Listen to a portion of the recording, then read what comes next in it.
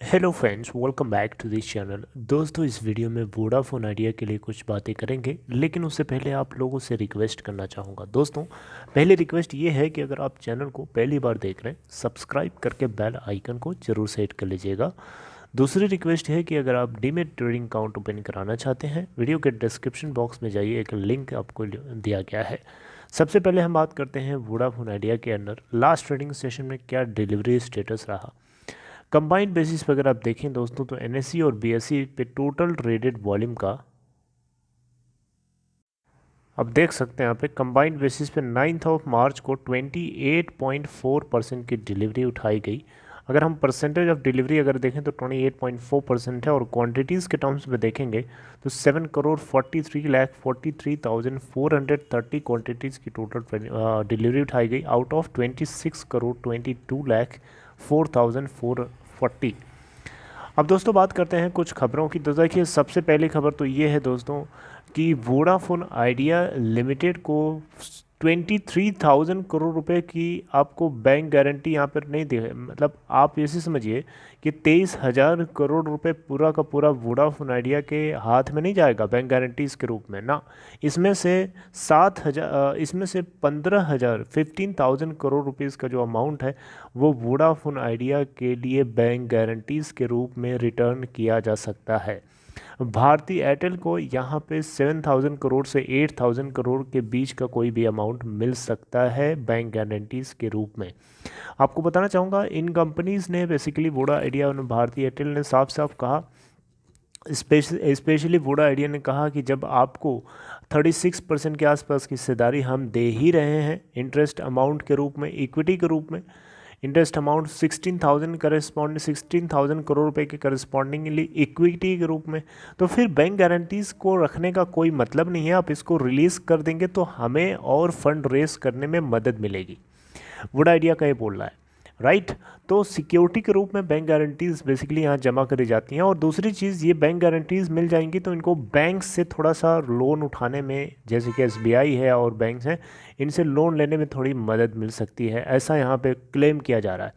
तो dot department of telecommunication इसको लेकर के एक जो है नोट तैयार कर रहा है। उस नोट को अलग अलग मिनिस्ट्रीज़ के अंदर उस चीज़ को लेके जाया जाएगा, पास किया जाएगा, क्योंकि एक सिर्फ एक मिनिस्ट्री के पास कर देने से नहीं होता है। उसको जो पॉइंट्स तैयार कर रहे हैं उन पॉइंट्स को अलग अलग मिनिस्ट्रीज, अलग अलग डिपार्टमेंट वो पास किया जाएगा, फिर उसके ऊपर सब कुछ सबकी तरफ से हाँ कर दिया जाएगा, तो इनको बैंक गारंटीज़ वापस हो जाएंगी। यहाँ पे कोई डेट मेंशन नहीं है कि किस डेट को बैंक गारंटीज़ वापस होंगी। हालांकि आजकल में इसके ऊपर चर्चा चल रही थी, लेकिन अभी भी कोई उसको लेकर के ताज़ा अपडेट तो नहीं है। लेकिन हाँ, 15,000 करोड़ रुपीज़ के आसपास के बीजीज़ को बैंक गारंटीज़ को वापस करने की बात जोरों शोरों पे है। और अगर ऐसा हो जाता है तो डेफिनेटली आने वाले टाइम में कुछ दिनों में आपको 26 मार्च को के लिए भी तैयार रहना होगा। 26 मार्च को थोड़ा सा हमें और कुछ चीज़ें पता चलेगा, क्योंकि ईजीएम है, एक्स्ट्रा ऑर्डिनरी जनरल मीटिंग है। अब इसके अलावा आपको बताना चाहूँगा, 4,500 करोड़ रुपीज़ का अमाउंट आपको पता ही है कि वोडा आइडिया के अंदर दोनों प्रमोटर्स, जिसमें से 3,475 करोड़ रुपये जो है 3,375 करोड़ रुपए के आसपास का अमाउंट वोडाफोन पीएलसी लगा रहा है अपनी साइड से, और 1,125 करोड़ रुपए के आसपास आइडिया आइडिया ग्रुप जो है, आदित्य बिरला ग्रुप लगा रहा है। तो ये मिला जुला के 4,500 करोड़ रुपए यहाँ से हो गया। और 10,000 करोड़ रुपए जो है ये अमाउंट और रेस करना चाहते हैं प्राइवेट इक्विटी इन्वेस्टर्स के थ्रू, अलग अलग मोड के थ्रू, अलग अलग इंस्ट्रूमेंट्स के थ्रू। तो उसको लेकर के भी चर्चा है, और देखना होगा कि 26 तारीख को प्राइवेट इक्विटी इन्वेस्टर्स से कितना ये फंड उठा पाते हैं, क्योंकि बहुत इंपॉर्टेंट होगा 26 तारीख को इस पॉइंट इस सोर्स के जरिए फंड को रेज करना, जो कि ये एक चैलेंजिंग माना जा रहा है। क्योंकि यहाँ पे प्राइवेट इक्विटी इन्वेस्टर्स बेवकूफ़ नहीं होते हैं, उनको मनाना यानी उनसे फ़ंड उठाना मतलब कि आपको कंपनी को काफ़ी ज़्यादा रिलायबल सोर्सेज दिखाने पड़ेंगे, ताकि उनको सेंस ऑफ सिक्योरिटी महसूस हो, राइट। रिटेल इन्वेस्टर्स को तो आराम से बेवकूफ़ बना दिया जाता है, लेकिन उनको नहीं बना पाएंगे।